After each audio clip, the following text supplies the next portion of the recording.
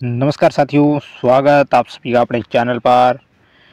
मित्रों, रीट लेवल 1 और लेवल 2 दोनों के लिए जो आपके हिंदी शिक्षण विधियां हैं, हिंदी शिक्षा शास्त्र है, उससे जुड़े हुए संपूर्ण हम एमसीक्यू व्याख्या सहित देख रहे हैं। नाथ पब्लिकेशन जो बुक है उससे उठाए गए ये सारे सवाल एमसीक्यू बने हुए हैं, वो भी एक्सप्लेन सहित क्वेश्चन है। आज का ये पार्ट है वो 2 है।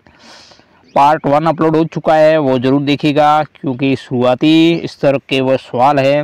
टॉपिक वाइज ये एमसीक्यू है, एक्सप्लेन सहित एमसीक्यू है, इसको ज़रूर देखना है। क्लास अच्छी लगती तो लाइक करना है, चैनल पर नए तो सब्सक्राइब करें। मित्रों, पीडीएफ इसके टेलीग्राम पर मिलेगी और टेलीग्राम की लिंक डिस्क्रिप्शन में वीडियो के नीचे मिलेगी।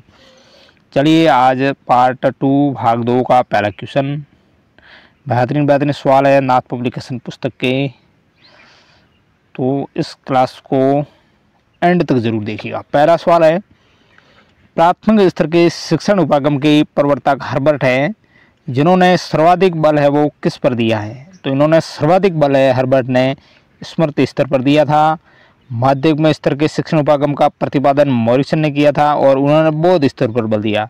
और उच्च स्तर के शिक्षण उपागम का प्रतिपादन हंटर ने किया था और उन्होंने चिंतन स्तर पर बल दिया। यानी आपको ध्यान रखना है, हर्बर्ट ने स्मृति स्तर पर बल दिया और जो है प्राथमिक स्तर पर। फिर माध्यमिक स्तर के शिक्षण उपागम का प्रतिपादन मॉरिसन ने किया और उन्होंने बौद्ध स्तर पर बल दिया। और फिर उच्च स्तर के यानी सीनियर सेकेंडरी लेवल के शिक्षण उपागम का प्रतिपादन हंटर ने किया था और उन्होंने चिंतन स्तर पर बल दिया था। तो ये आपको ध्यान रखना है, बेहतरीन सवाल ये।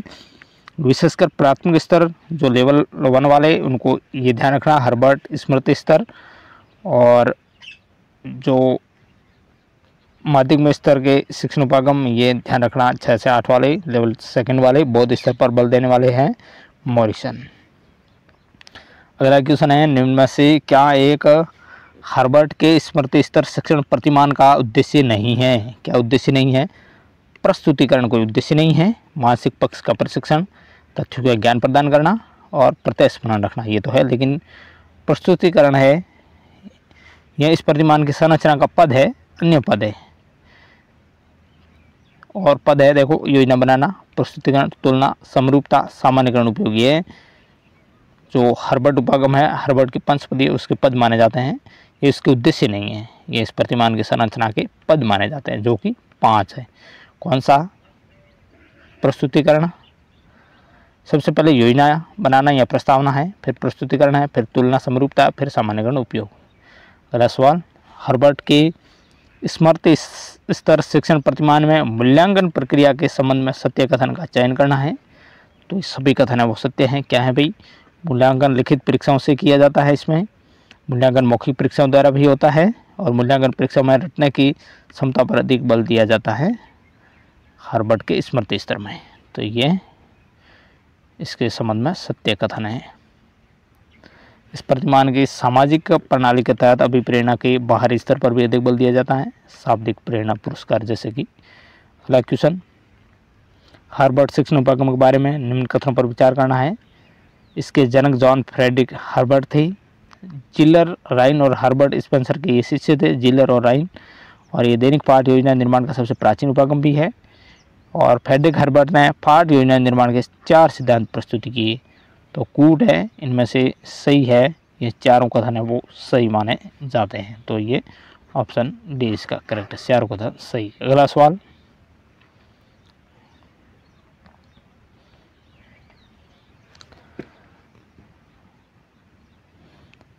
हर्बर्ट ने 4 सिद्धांत दिए, एक्सप्लेन देख लेते हैं पहले। हर्बर्ट ने 4 सिद्धांत दिए, स्पष्टता का सिद्धांत, संबंध का सिद्धांत, व्यवस्था का सिद्धांत, प्रयोग का सिद्धांत।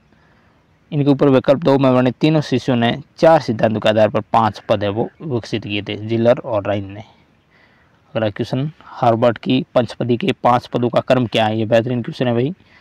क्रम ऑप्शन अ में है, प्रस्तावना है, प्रस्तुतिकरण है, तुलना है, सामान्यकरण है और प्रयोग है। ये 5 पद है, इन 5 पदों को भी ध्यान में रखना है और क्रम भी ध्यान में रखना है। फिर राइन है, उस राइन ने इसमें नया पद जोड़ा था, उद्देश्य कथन पर इसको प्रस्तावना का ही भाग माना जाता है। उद्देश्य कथन राइन ने जोड़ा, जो प्रस्तावना का विभाग है। प्रस्तावना, प्रस्तुतिकरण जिलर ने, जबकि शेष 3 पद हर्बर्ट स्पेंसर ने दिए थे। जिलर ने कौन से पद दिए थे? प्रस्तावना, प्रस्तुतिकरण, ये दोनों। और राय ने उद्देश्य कथन जो कि प्रस्तावना में एक जोड़ा था, उपभाग जोड़ा था। ये बेहतरीन क्वेश्चन है भाई, सबसे इम्पोर्टेंट सवाल है ये। अगला सवाल, डीवी या टेलीपैथिक उपागम के बारे में निम्न कथनों पर विचार करना है। तो ये सारे कथन सही है। कथन क्या है? ये उपागम करके सीखने के सिद्धांत पर बल देता है, ये क्रियात्मक उद्देश्यों की प्राप्ति में भी सहायक है, हस्तशिल्प कला, हस्त कौशल और आत्मनिर्भरता की शिक्षा भी इसमें दी जाती है। जॉन डीवी के शिष्य हैं विलियम हेनरी किलपैट्रिक, जो अमेरिका के हैं। इन्होंने इस उपागम पर कार्य किया और इसी उपागम को आधार बनाकर फिर महात्मा गांधी ने 1937 में बुनियादी शिक्षा सिद्धांत पर अपनी पाठ्य योजना प्रस्तुत की थी। बेहतरीन सवाल है। अगला क्वेश्चन भाई, किलपैट्रिक उपागम में कितने पद है? 6 पद है, 6 चरण है योजना विधि में। किलपैट्रिक उपागम है वो योजना विधि है। तो आपको ध्यान रखना 6 पदों के बारे में। 6 पद क्रम अनुसार है। सबसे पहला परिस्थिति उत्पन्न करना, फिर समस्या या योजना का चयन करना, फिर समस्या या योजना की रूपरेखा बनाना, फिर क्रियान्वयन करना, फिर मूल्यांकन करना, फिर आलेखन, प्रतिवेदन या लेखा जोखा रखना। ये 6 पद है योजना विधि के। बेहतरीन ये क्वेश्चन है भाई। अगला सवाल, इकाई उपागम के निर्माण का श्रेय है वो किसे दिया जाता है? हेनरी क्लेव मॉरिसन को। इकाई उपागम के निर्माण का श्रेय इनको दिया जाता है। मॉरिसन ने हर्बर्ट व जॉन डीवी के उपागम को मिश्रित करके इस उपागम की संरचना की।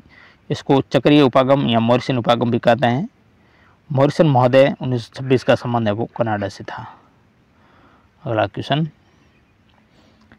इकाई उपागम है उसमें कुल कितने पद है? ये सवाल है। पद है वो 5 है। कौन से 5? खोज अन्वेषण करना सबसे पहला, फिर प्रस्तुतिकरण दूसरा, फिर आत्मीकरण तीसरा, फिर व्यवस्था चौथा, फिर व्याख्या या विश्लेषण ये 5वां। तो ये पद आपको ध्यान रखना है। इकाई उपागम जो मॉरिसन की है उसके पदों के बारे में सवाल जरूर पूछा जाता है, और कौन कौन से पद शामिल है ये भी पूछा जाता है, कितने पद है ये भी पूछा जाता है। मूल्यांकन उपागम की त्रि-आयामी प्रक्रिया में 3 आयाम कौन से हैं? बेहतरीन क्वेश्चन। 3 आयाम है। सबसे पहला उद्देश्यों का निर्धारण, फिर व्यवहारगत परिवर्तनों का निर्धारण, यह सेम ही है, उद्देश्यों का निर्धारण या व्यवहारगत परिवर्तनों का निर्धारण, अगला मूल्यांकन और फिर अधिगम अनुभव। यह मूल्यांकन उपागम की त्रि-आयामी प्रक्रिया है जो कि बीएस ब्लूम की प्रक्रिया है। बेहतरीन सवाल। मूल्यांकन उपागम शिकागो विश्वविद्यालय के जो प्रोफेसर थे बीएस ब्लूम 1956 उन्होंने दिया था। कब दिया था? 1956 में। ये आपको ध्यान में रखना है। अगला क्वेश्चन है, एनसीईआरटी उपागम या भारतीय उपागम के पदों का क्रम है अदा, प्रक्रिया, प्रदा। बेहतरीन क्वेश्चन ये। भारत में पाठ योजना का निर्माण 1961 से इसी उपागम के आधार पर हो रहा है। ये उपागम कक्षा 1 से 8 तक के शिक्षण पाठ योजना निर्माण में उपयोगी है। अदा, प्रक्रिया और प्रदा, ये आपको ध्यान रखना 3 घटक है भारतीय पाठ योजना के। अगला सवाल, लुम्सडेन ने जो शैक्षिक तकनीकी के कितने घटक बताए थे? 3 घटक बताए थे। कठोर शिल्प तकनीकी, कोमल शिल्प तकनीकी, प्रणाली उपागम। ये 3 लुम्सडेन ने शैक्षिक तकनीकी के घटक बताए थे। बेहतरीन क्वेश्चन। मित्रों, हिंदी शिक्षण शास्त्र के क्वेश्चन हम देख रहे हैं टॉपिक वाइज। बेहतरीन सवाल है, यहीं से सवाल उठने की संभावना बढ़ेगी, तो इस क्लास को आपको जरूर अंत तक देखना है। अगला सवाल है, संरचनात्मक उपागम का अन्य नाम क्या है? संरचनात्मक उपागम का अन्य नाम है वो है वाक्य निर्माण उपागम। ये विधि नई पद्धति और सर्वमौखिक पद्धति के रूप में भी जानी जाती है।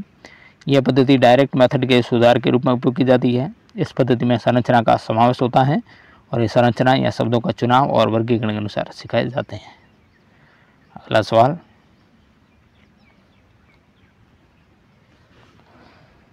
अगला बेहतरीन क्वेश्चन, ब्लूम उपागम के अनुसार शिक्षा की त्रिपदी प्रक्रिया में सम्मिलित पद कौन कौन से हैं? तो व्यवहार परिवर्तन सम्मिलित हैं। और कौन कौन से देख लीजिए भाई, शैक्षिक उद्देश्यों का निर्धारण और उद्देश्यों के लिए उपयुक्त अधिगम अनुभव प्रदान करना, व्यवहार परिवर्तन या अधिगम का मूल्यांकन फिर करना। तो ये 3 पद है। बेहतरीन क्वेश्चन ये भी। अगला सवाल, सूक्ष्म शिक्षण उपागम का उद्देश्य एवं लक्ष्य क्या होता है? शिक्षण प्रशिक्षणार्थियों के व्यवहार में परिवर्तन करना, ये उद्देश्य लक्ष्य होता है। अगला सवाल, इनमें से कौन सा परिविकसित अध्ययन उपागम का सोपान नहीं है? कलात्मक प्रयोजन कोई सोपान नहीं होगा। अध्ययन कार्य का आवंटन है परिविकसित अध्ययन उपागम का। अध्ययन हेतु निर्देश भी है, विद्यार्थी द्वारा स्वाध्याय और शिक्षक द्वारा मार्गदर्शन, ये भी पद है, सोपान है। निर्देशित या स्वाध्याय विधि है वो मॉरिसन ने प्रस्तुत की। यह विधि ऐसी विधि है जिसके अंतर्गत छात्र स्वयं अध्ययन करते हैं, इस समस्या का समाधान भी करते हैं और शिक्षक इसमें एक पथ प्रदर्शक होता है, वह केवल छात्रों का मार्गदर्शन करता है। ये आपको ध्यान रखना है। देखो और लिखो शिक्षण विधि प्रयुक्त करते हैं किसमें भी, शुद्ध लेखन में। स्वतंत्र अनुकरण विधि, इस शिक्षण विधि को देखो और लिखो शिक्षण विधि भी कहता है। दूसरा नाम क्या, देखो और लिखो स्वतंत्र अनुकरण विधि। इस विधि में अध्यापक श्यामपाठ सलेट या अभ्यास पुस्तिका में अक्षरों को लिख देता है, फिर छात्रों को उन अक्षरों को देखकर लिखना होता है और प्राथमिक कक्षा में ये विधि उपयोगी मानी जाती है। अगला सवाल है, संदर्भ में व्याकरण किस पर बल देता है। पाठ पढ़ाते समय प्रसंगवश आने वाले व्याकरणिक बिंदुओं को स्पष्ट करने में संदर्भ व्याकरण यानी भाषा सहसंबंध विधि है वो इसमें महत्व रखने वाली विधि है। यह पाठ में निहित व्याकरणिक नियमों का उल्लेख कर व्याकरण सीखने पर बल देता है। यह शिक्षण कार्य या पाठ के दौरान पाठ में आने वाले शब्दों का उपसर्ग करते हैं, संधि विच्छेद आदि बताकर व्याकरणिक नियमों को आसानी से समझने में सहयोग करता है। संदर्भ में व्याकरण या भाषा सहसंबंध उपागम भी इसको कहा जाता है। अगला क्वेश्चन है, कविता शिक्षण के समय शिक्षक द्वारा ऐसे प्रश्नोत्तर पर बल देना चाहिए जिनके उत्तर विभिन्न हो। कविता भाषा का एक ऐसा माध्यम है जिसके द्वारा भावना व्यक्त की जाती है। इसमें रसानुभूति, भावबोध और सौंदर्यबोध होता है। पाठक की स्थिति और भाव के आधार पर कविता के एक से अधिक अर्थ हो सकते हैं, अतः विभिन्न उत्तर इसमें संभव है। मित्रों आपको बता दूं, हिंदी शिक्षा शास्त्र संपूर्ण होने के बाद जो भी आपके सब्जेक्ट संस्कृत वगैरह हैं और सब्जेक्ट लैंग्वेज संस्कृत हो गई, इंग्लिश हो गई, इसके बाद आपके सब्जेक्ट है गणित है, L2 में सामाजिक भी है, फिर गणित साइंस वालों के और लेवल 1 वालों के लिए पर्यावरण गणित, इन सारी शिक्षण विद्या हमनाथ पब्लिकेशन की एक बुक में मैराथन क्लास होगी सभी की।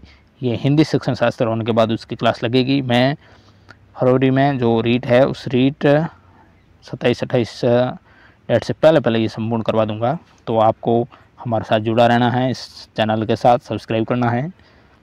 नेक्स्ट सवाल है, कहानियों की विभिन्न शैलियों पर की गई चर्चा बच्चों को रिक्त स्थान में मदद करती है, कहानियाँ रचने में मदद करती है। नाटक और एकांकी शिक्षण अधिगम के समय सर्वाधिक महत्वपूर्ण क्या है, संवाद अदायगी सबसे महत्वपूर्ण होगी।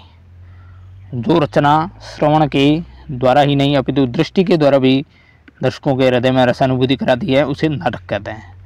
नाटक में संवाद अदायगी सर्वाधिक महत्वपूर्ण है। शुद्ध उच्चारण व हाव भाव के साथ संवाद अदायगी नाटक कला में आवश्यक मानी जाती है। कविता शिक्षण का मुख्य उद्देश्य क्या है, छात्रों की उदात्त भावना का संवर्धन और रसानुभूति कराना। आगे है, कविता शिक्षण का प्रमुख अंग है भावबोध। कविता में भावबोध की प्रधानता होती है। कल्पना के मिश्रण से सौंदर्य चित्रण को कविता में सहज और ग्राह्य भी बनाया जाता है। वह कौन सा वाचन है जो गद्य में प्रयुक्त होता है पर पद्य में नहीं, वेरी वेरी इंपॉर्टेंट, मौन वाचन। ये सवाल एग्जाम में छपने वाला है। कविता के रसास्वादन के लिए स्वर वाचन आवश्यक होता है, इसलिए पद्य में मौन वाचन का प्रयोग है वो अधिक सार्थक नहीं माना जाता है। स्वर वाचन सबसे इम्पोर्टेंट होगा। कहानी शिक्षण का मुख्य उद्देश्य है कल्पना शक्ति का विकास करना। किस मुख्य तकनीकी में रेखीय नाटक उपागम के माध्यम से शिक्षक पाठ क्रिया को रोके बिना कौशल शिक्षण को सुगम बनाता है, वो है साइड कोचिंग।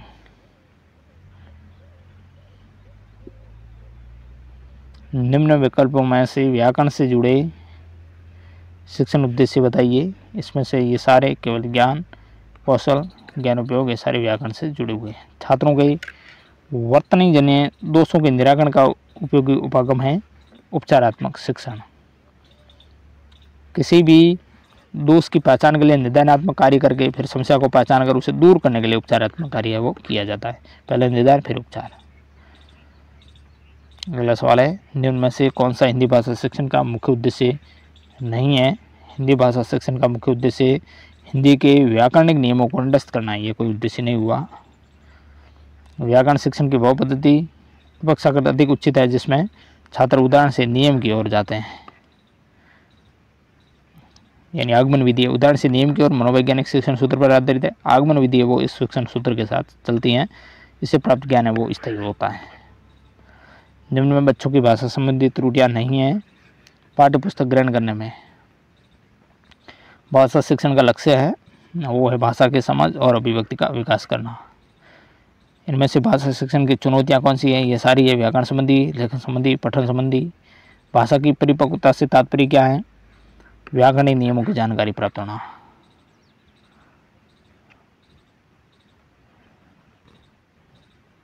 परिपक्वता का तात्पर्य है कि भाषा अवयवों और स्वरों पर नियंत्रण होना। बोलने के लिए जीवा, तालु, मृदा का परिपक्व होना आवश्यक है, तो भाषा पर नियंत्रण होता है और अभिव्यक्ति भी अच्छी होती है। भाषा के क्रम में बालक सर्वप्रथम किस भाषा को सीखता है? मातृभाषा को। प्राथमिक स्तर पर छात्रों की भाषाई क्षमताओं का विकास करने का अर्थ है कि भाषा प्रयोग की कुशलता पर अधिकार होना। प्राथमिक स्तर पर हिंदी भाषा शिक्षण का महत्वपूर्ण उद्देश्य बच्चों को हिंदी भाषा के विविध स्वरूपों की जानकारी देना है।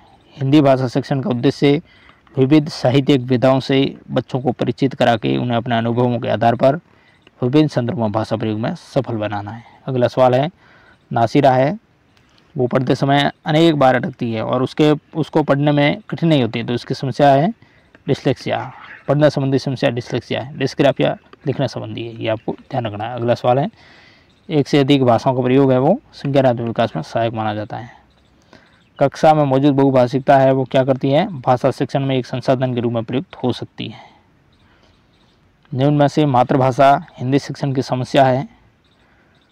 मातृभाषा हिंदी शिक्षण की समस्या है, ये सवाल है, तो वो है ऑप्शन ब वाली, वर्णों की अधिकता है वो मातृभाषा हिंदी शिक्षण की समस्या मानी जाती है। अगला सवाल है, भाषा का प्रारंभिक बोध होता है अनुकरण श्रवण से होता है। अनुकरण श्रवण से शिशु सुनकर फिर उसका अनुसरण करके ही सीखता है, इसलिए सबसे पहले वह अपनी माता की भाषा को सीखता है।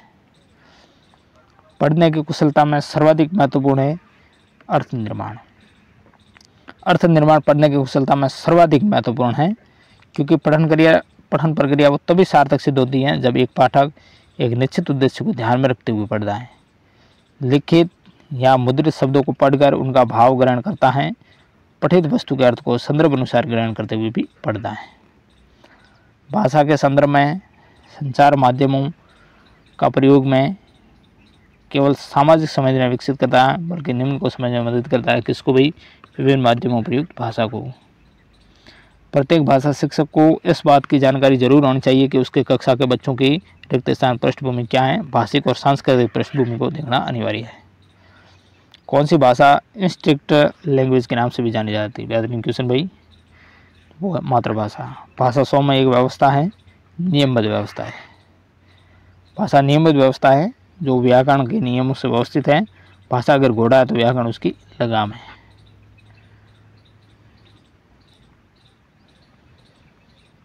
अगला क्वेश्चन है, निम्न में से दृश्य साधन का उपयुक्त उदाहरण है वो है चित्र विस्तारक। चित्र विस्तारक के अंदर एक दृश्य सहायक सामग्री मानी जाती है जो छोटी अपारदर्शी जो छवियां हैं और मानचित्र उनको स्क्रीन पर बड़ा करके उन्हें स्क्रीन पर प्रोजेक्ट करने में मदद करती है। अगला क्वेश्चन है, भाषा के अच्छे पाठ्य पुस्तक की प्रमुख विशेषता है वो है सरल और सरस शब्दावली होनी चाहिए। निम्न में से मातृभाषा शिक्षण का साधन कौन सा नहीं है? लघु गुणक सारणी है, कोई साधन नहीं है। चित्र विस्तार के अंदर चित्र दर्शन ग्रामोफोनी है, मातृभाषा शिक्षण का साधन है। पाठ्य पुस्तक का उद्देश्य नहीं है विद्यार्थियों के ज्ञान की सीमा को सीमित करना, यह उद्देश्य नहीं होगा। भाषा शिक्षण में पाठ्य पुस्तक है वो एक तरह की साधन मानी जाती है, पर साध्य नहीं है। पुस्तक अध्यापक की दासी है, स्वामी नहीं है। भाषा शिक्षण में निम्न में से सबसे कम महत्व की अधिगम सामग्री कौन सी है? मानचित्र। इनमें से मानचित्र का महत्व कम है भाषा शिक्षण में। चित्रकथा है, शब्द पट्टी, वाक्य पट्टी, ये इंपॉर्टेंट है। शिक्षण सहायक सामग्री है, उसका गुण है, ये सारे गुण हैं। परिशुद्धता भी होनी चाहिए, रोचकता और प्रासंगिकता भी होनी चाहिए। आगे है, फ्लालेन जो बोर्ड है उसका प्रयोग होता है चित्र प्रदर्शन हेतु प्रयोग करते हैं। फ्लालेन बोर्ड बनाने के लिए प्लाईवुड या हार्डबोर्ड के टुकड़े पर फ्लैनेल के कपड़े को खींचकर बांध दिया जाता है। इसके बाद इस पर विभिन्न विषयों से संबंधित चित्र है, मानचित्र है, रेखा चित्र है, ग्राफ आदि को प्रदर्शित किया जाता है। इनमें सबसे प्रभावी शिक्षण सहायक सामग्री है वो है दृश्य और सर्वे शिक्षण सामग्री। नाटक या अभिनय उदाहरण है, ये किसका उदाहरण है? ये सर्वे दृश्य सामग्री का उदाहरण माना जाएगा। किसी विद्यार्थी का दत्तांश साधन यानी समाचार पत्र, पीरियडिकल्स, अन्य ग्रंथ सामग्री आदि का एल्बम बनाकर उपयोग में लाना किस प्रकार शिक्षण लक्ष्य से संबंधित माना जाएगा, कौशल से संबंधित माना जाएगा। यह बेहतरीन सवाल है। हमारी ज्ञानेंद्रिय ज्ञान प्राप्ति के द्वार है। इस कथन और सहायक सामग्री उपयोग के मनोविज्ञान के आधार पर निम्न में से कौन सा विकल्प अधिकतम उपयोग के लिए सहयोगी है। स्पर्श करना और सुनना।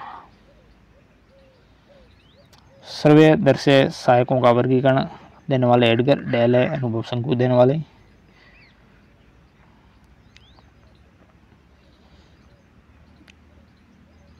एक्सप्लेन देख लेते हैं। एडगर डेल 27 अप्रैल 1965 मिनेसोटा में जन्म हुआ। 8 मार्च 1985 को कोलंबस ओहियो में मृत्यु हुई। एक अमेरिकी शिक्षक थे जिन्होंने अनुभव के शंकु को विकसित किया, जिसे लर्निंग पिरामिड भी कहा जाता है। क्या कहा जाता है? Learning pyramid. भाषा में पुस्तकालय में पुस्तकें किस प्रकार की होनी चाहिए? साहित्य की, कहानियों की और इतिहास की, इन सभी की होनी चाहिए। एक अच्छे प्रश्न पत्र की विशेषता नहीं है, कौन सी नहीं है? अमानकीकृत, ये कोई विशेषता नहीं हुई। विश्वसनीयता, वैधता, व्यावहारिकता, ये सारी विशेषताएं। वैधता क्या है? प्रश्न पत्र के प्रश्न जिस उद्देश्य पर आधारित हो उस उद्देश्य का सही अंकन करें तो वो वैध है। विश्वसनीयता क्या है? छात्र द्वारा हल की गई प्रश्न पत्र की जांच किसी भी परीक्षक द्वारा करने पर समान अंक प्राप्त हो तो वो विश्वसनीय है। निम्न शब्दों में प्रश्न पत्र की असंगत विशेषता वाला गुण है वो अतिव्यापकता, कोई गुण नहीं हुआ।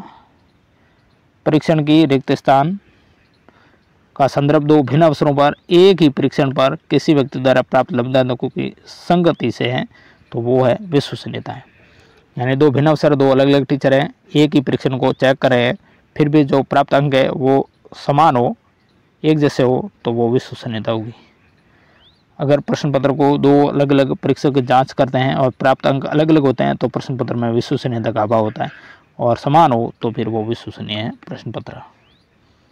मूल्यांकन की प्रक्रिया की व्यापकता छात्र के समस्त व्यक्तित्व पर अपने प्रसार का उल्लेख करती है, ना कि केवल उसकी बौद्धिक उपलब्धि का। तो ये कथन किसका है? रेमर्स और गेज का कथन है। मूल्यांकन के पक्ष में सम्मिलित हैं ज्ञानात्मक पक्ष। ज्ञानात्मक पक्ष के मूल्यांकन के अलावा पक्ष और उपशीर्ष भी हैं। ज्ञान, समझ, अनुप्रयोग, विश्लेषण, संश्लेषण। ज्ञान, समझ, अनुप्रयोग, विश्लेषण, संश्लेषण, ये सारे ज्ञानात्मक पक्ष के उपशीर्षक है या उपभाग है। ज्ञान है, फिर समझ है, फिर अनुप्रयोग है, फिर संश्लेषण है, फिर विश्लेषण, यानी 5 पद है वो ज्ञानात्मक पक्ष के हैं। फिर आगे मित्रों और बहुत सारे सवाल है, इसका पार्ट 3 होगा इन बेहतरीन क्वेश्चनों के साथ। फिर एंड हो जाएगा आपके हिंदी शिक्षण शास्त्रों का पार्ट 1 और लगेगा।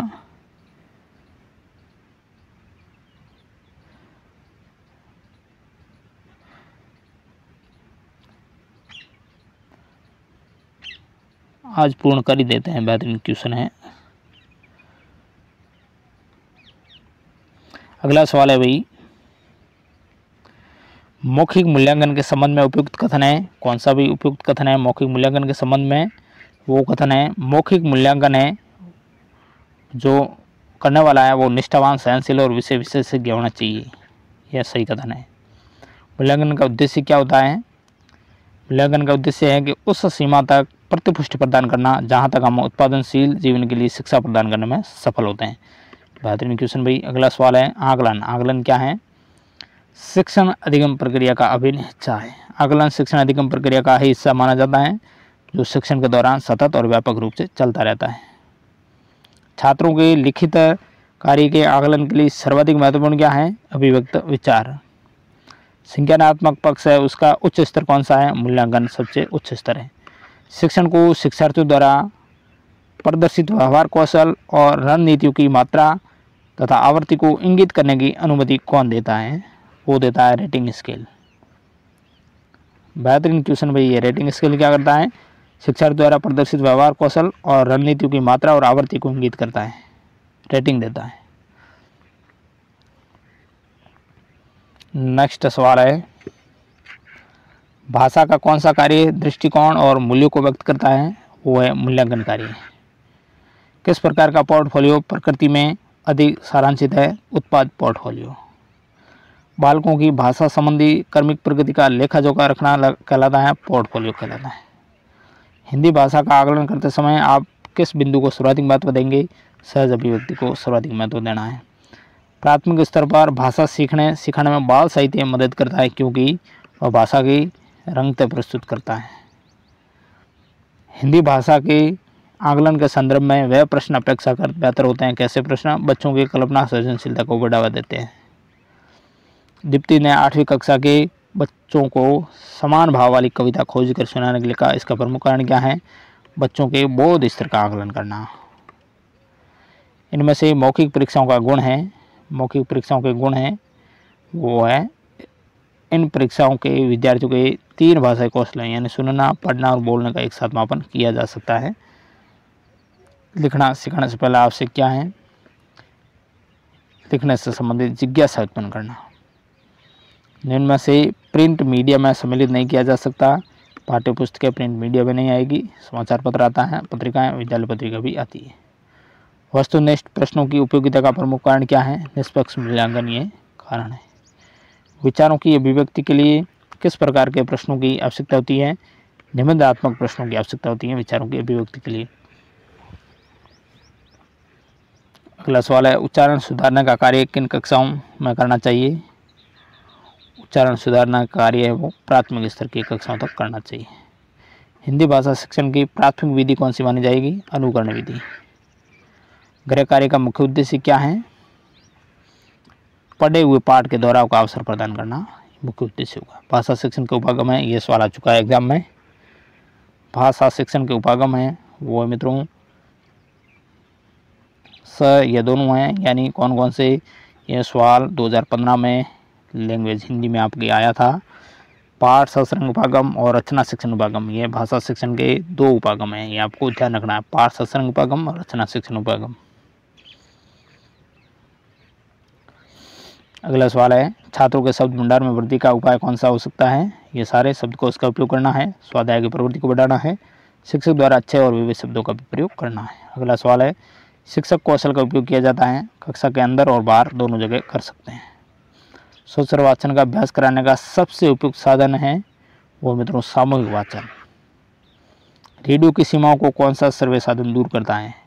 Tape recorder. Very very important ये क्वेश्चन। देखो रेडियो की कौन सी सीमा है? यानी हम कोई प्रोग्राम चल रहा है उसको एक बार ही सुन सकते हैं, उसका टाइम खत्म हो गया तो फिर हम उसको फिर वापस नहीं सुन सकते हैं। यानी वो ख़त्म हो गया प्रोग्राम, 1 घंटे तक चला मानो, तो फिर अगर हम टेप रिकॉर्डर लगा दें और वो रिकॉर्ड हो सारा, तो वो रेडियो की सीमाओं को, रेडियो भी एक सर्वे सामग्री है, तो ये टेप रिकॉर्डर है, ये इस रेडियो की सीमाओं को दूर कर सकता है क्योंकि हम रिकॉर्ड कर सकते हैं और उसको वापस दोबारा दोहरा भी कर सकते हैं, सुन भी सकते हैं। लेकिन रेडियो को एक बार ही हम सुन सकते हैं कोई प्रोग्राम को, लेकिन टेप रिकॉर्डर बार बार हम दोहराव कर सकते हैं, कभी भी अपने मन से हम सुन सकते हैं। तो इसलिए ये एक सीमा है रेडियो की, यानी कोई प्रोग्राम एक बार ही हम सुन सकते हैं, उसका टाइम खत्म हो गया तो नहीं सुन सकते वापस। लेकिन टेप रिकॉर्डर बार बार हम अपने मन अनुसार रिव्यू कर सकते हैं, तो ये सीमा है वो दूर हो गई। तो बेहतरीन क्वेश्चन है ये भाई। अगला सवाल है, जिस उद्देश्य के लिए परीक्षण तैयार किया गया है यदि वह उसकी पूर्ति करता है तो वह क्या कहलाएगा? वो वैध कहलाएगा। उपलब्धि परीक्षण योजना में समांकन योजना बनाने का उद्देश्य क्या है? प्रश्नों की संख्या निर्धारित करने में ये सहायक है। समांकन योजना यानी अंक लेना जरूरी है उपलब्धि परीक्षण में, तो वो प्रश्नों की संख्या कितनी होगी उसके अनुसार पता चलेगा। उपचारात्मक शिक्षण का उद्देश्य है वो है पिछड़ापन दूर करना। खेल विधि के साम्य अनुसरण सिद्धांत के प्रवर्तक कौन है? पियाजे। साम्य अनुसरण सिद्धांत के प्रवर्तक पियाजे खेल विधि के। वेरी वेरी इंपॉर्टेंट ये सवाल। अगला सवाल, मानसिक विकलांगों के लिए उपयोगी विधि है वो है डेकराले विधि। भाषा पर अच्छे अधिकार वाले लेखकों की रचना पढ़ने से बालकों का भी भाषा पर अच्छा अधिकार प्राप्त हो जाता है। यह कथन किस विधि के संदर्भ में उपयोगी है? ये भाषा संरक्षण विधि के संदर्भ में उपयोगी कथन है। शिक्षण का मुख्य घटक है कौन सा? ये दोनों संप्रेषण भी है, पाठ्यपुस्तक भी है। भाषा अधिगम के कारक है वो मित्रों भाषा विज्ञान, व्याकरण, भाषा कौशल। इकाई उपागम के कितने सोपान है? 5 सोपान है। कौन कौन से ये भी देख लेते हैं। शिकागो विश्वविद्यालय के प्रोफेसर जो मॉरिसन है, उन्होंने इकाई विधि का प्रवर्तन किया था, ये जनक माने जाते हैं। इस उपागम में विषय वस्तु को छोटी सार्थक इकाई में बांटा जाता है। इसके उपागम के सोपान है 5 कौन से? अन्वेषण, प्रस्तुतिकरण, आत्मीकरण, व्यवस्थापन और आवर्ती। बेहतरीन सवाल। अगला सवाल, ब्लूम की त्रिपदी प्रक्रिया के 3 तत्व है, शैक्षिक उद्देश्य, अधिगम अनुभव और मूल्यांकन। ग्लोबियर उपागम में पाठ योजना निर्माण हेतु कितने पदों की बात की गई है? 4 पद। AHT ग्लोबर है, उनके द्वारा प्रतिपादित इस उपागम में पाठ योजना के 4 पदों के बारे में बताया गया और ये पद है प्रश्न पूछना, चर्चा या विचार गोष्ठी, अन्वेषण या खोजबीन और अभिव्यक्ति या विद्यार्थी क्रिया। अगला सवाल, ब्लूम ने ज्ञानात्मक सत्र को कितने श्रेणी में विभक्त किया है? 6 श्रेणी में बांटा है ज्ञानात्मक सत्र को। अब 6 श्रेणियाँ कौन सी हैं ब्लूम के ज्ञानात्मक सत्र की? इम्पोर्टेंट है। ज्ञानात्मक सत्र में ज्ञान आता है, बोध आता है, प्रयोग आता है, विश्लेषण आता है, संश्लेषण आता है, फिर मूल्यांकन आता है। इनमें से जो प्रथम 3 वो निम्न स्तर के और अगले 3 है वो उच्च स्तर की श्रेणियाँ हैं, वो मानी जाती। तो आपको ये ज्ञानात्मक पक्ष की श्रेणियाँ ध्यान रखना है, ज्ञान, बोध, प्रयोग, विश्लेषण, संश्लेषण, मूल्यांकन। ये पहले ज्ञान, बोध, प्रयोग ये सबसे इम्पोर्टेंट है, सॉरी ये निम्न स्तर के हैं, और विश्लेषण, संश्लेषण, मूल्यांकन ये उच्च स्तर की श्रेणियाँ हैं। ब्लूम के जो भावनात्मक सत्र है उसके उद्देश्य को कितने भागों में बांटा? Very very important. भावनात्मक सत्र में 5 उद्देश्य कौन से? ग्रहण करना, अनुक्रिया, अनुमूल्यन, व्यवस्था और विशेषीकरण। Very very important. 5 पक्ष है भावनात्मक सत्र के। ब्लूम के जो क्रियात्मक ज्ञान मनोगत्यात्मक जो उद्देश्य है उसके प्रमुख स्तर कितने हैं? ये सभी है उद्दीपन, कार्य करना, नियंत्रण 3, फिर संयोजन, स्वाभिकरण और आदतों का निर्माण, ये 6 है वो क्रियात्मक पक्ष के उद्देश्य हैं या उपभाग है। जिनमें से कौन सा साधन मुख्य प्रक्षेपित साधन का उदाहरण नहीं है? शैक्षिक फिल्म है, ये उदाहरण नहीं होगा। स्लाइड्स है, फिल्म पट्टियाँ, ओवरहेड प्रोजेक्टर है। मुख्य यानी केवल और केवल बोल नहीं सकते वो। प्रक्षेपित साधन है वो मुख्य या ध्वनि में बांटे तो शैक्षिक फिल्म में ध्वनि साधन में आती है, लेकिन मुख्य यानी जो केवल देख ही सकते हैं, सुन नहीं सकते, वो प्रक्षेपित साधनों के भी 2 प्रकार हैं, मुख्य और ध्वनि। ध्वनि वाले शैक्षिक फिल्में हम सुन सकते हैं, तो ये ध्वनि में आ गए। जिनमें से कौन सा त्रिआयामी अप्रक्षेपित अनुदेशनात्मक साधन नहीं है? इनमें से फ्लैश कार्ड है वो नहीं होगा। अप्रक्षेपित अनुदेशनात्मक साधनों के प्रकार, ग्राफिक साधन, चित्र है, चार्ट है, मानचित्र है, आरेख है, एटलस है, पोस्टर, फ्लैश कार्ड। ये प्रदर्शन साधन में श्यामपट्ट है, बुलेटिन है, फ्लालन बोर्ड है, और यांत्रिक साधन में रेडियो है, डिस्क रिकॉर्डर है, भाषा प्रयोगशाला है, और त्रिआयामी साधन में ग्लोबल मॉडल है। तकनीकी दृष्टिकोण से अनुदेशनात्मक साधनों को बांटा जा सकता है दोनों, यानी हार्डवेयर भी कहा सकता है और सॉफ्टवेयर भी कहा जा सकता है। 2 प्रकार है अनुदेशनात्मक साधनों के, ये भी इम्पोर्टेंट क्वेश्चन है। हार्डवेयर उपागम यानी जो यांत्रिक माध्यम से शिक्षण को सुविधाजनक बनाते हैं, तो इसमें स्लाइड प्रक्षेपक, चित्र विस्तारक, फिल्म पट्टी प्रक्षेपक, ओवरहेड प्रोजेक्टर को सरल हार्डवेयर कहा जाता है, और रेडियो, टेलीविज़न, शैक्षिक फिल्म, कंप्यूटर ये हार्डवेयर साधन है। जिनमें से क्या एक शिक्षण युक्ति है? ये सभी व्याख्या भी है, विवरण है, वर्णन है, स्पष्टीकरण, प्रश्न युक्ति, उत्तर युक्ति, अभ्यास कार्य, पूर्वक्षण, गृह कार्य, ये सारी शिक्षण तकनीकें मानी जाती। जिनमें से क्या एक परमापिकर प्रविधि नहीं है? संशयालेख है वो, परमापिकर विधि नहीं है।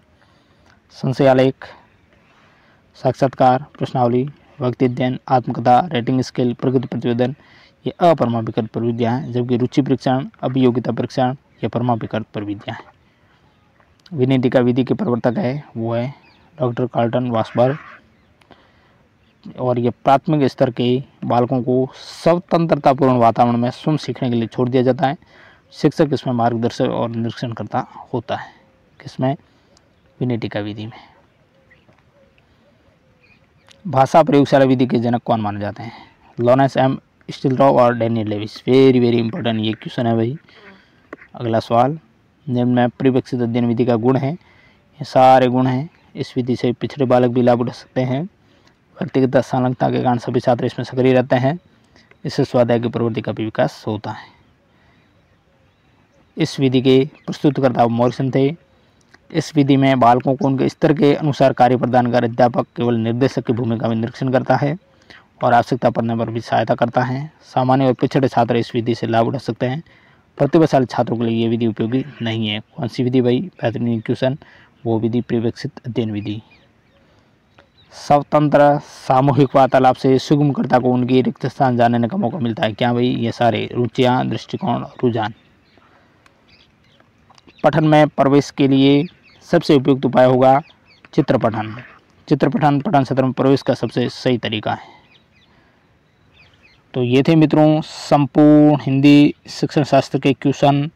कोई भी क्वेश्चन है मित्रों इस क्लास से बाहर नहीं जाएगा। आपके हिंदी शिक्षा शास्त्र के संपूर्ण क्वेश्चन इस मैराथन क्लास में हैं। इसका पार्ट 1 थोड़ा सा अपलोड जरूर हो चुका है, लेकिन ये मैराथन क्लास है जिसमें हमने संपूर्ण जो नाथ पब्लिकेशन के हिंदी शिक्षण शास्त्र के क्वेश्चन है, MCQ है, बहुत अच्छे से क्वेश्चन है, वो भी एक्सप्लेन सहित क्वेश्चन है, वो हमने देखे हैं मित्रों।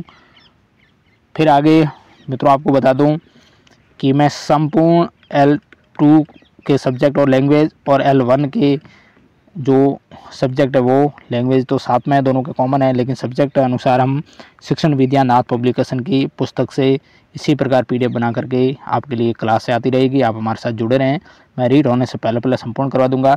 और इसके बाद जो क्लाम एकेडमी है उसकी पुस्तक के क्लाम पब्लिकेशन एक पुस्तक है, उनकी पुस्तकों से जो प्रीवियस ईयर क्वेश्चन है एक्सप्लेन सहित जो भी सब्जेक्ट वाइज किस प्रकार सारे सवाल हम देखेंगे, पूछे जा चुके हैं वह सवाल देखेंगे शिक्षण विधियों के। तो आपकी शिक्षण विधियाँ आपके हमारे इस चैनल पर आप बने रहें, आपकी संपूर्ण कवर हो जाएगी। इसके अलावा मॉडल पेपर चल रहे हैं लेवल 1 के और लेवल 2 के लिए जल्द ही शुरुआत करने जाएंगे हम, तो वो भी आपको क्लास अटेंड करना है, हमारे साथ जुड़ा रहना है मित्रों। क्लास कैसी लगी ज़रूर लाइक करना है, चैनल पर नए तो सब्सक्राइब करें और PDF के लिए टेलीग्राम ज्वाइन करें। आज ये PDF टेलीग्राम पर अपलोड होगी, तो टेलीग्राम की लिंक डिस्क्रिप्शन में मिलेगी, वहाँ जाकर जरूर जुड़ें। Thank you very much.